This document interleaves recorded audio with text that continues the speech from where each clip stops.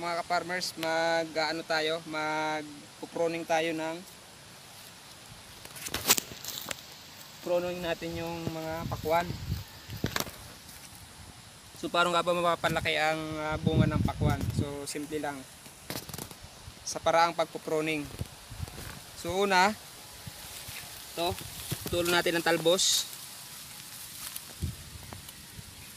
Yan. So kailangan na yung dahon niya mula sa puno ay bibilang ka ng 6, 1, 2, 3, 4, 5, 6. Pang-6 na dahon, pang-7, doon ka na magpuputol ng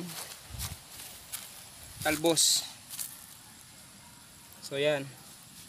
So para yung para yung nutrients hindi na siya tumuloy doon sa talbos. So dito lang siya iikot-ikot sa katawan ng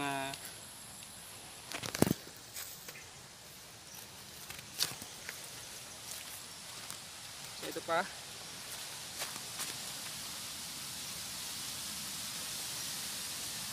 Yan.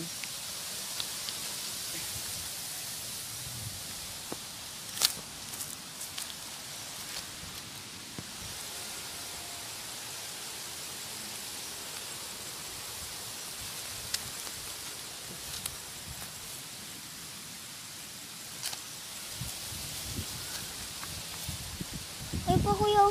Tsaka yun. Dami. So yan. Ito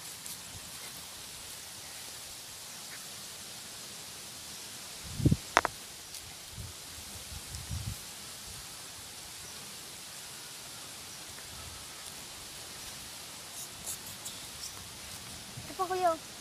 Ay, wag na pala. Ito kuya, hindi paano yun ta? Kaya?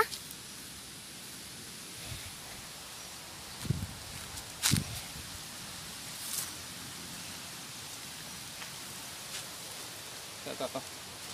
So yan guys, yan dito niyo yan puputulin.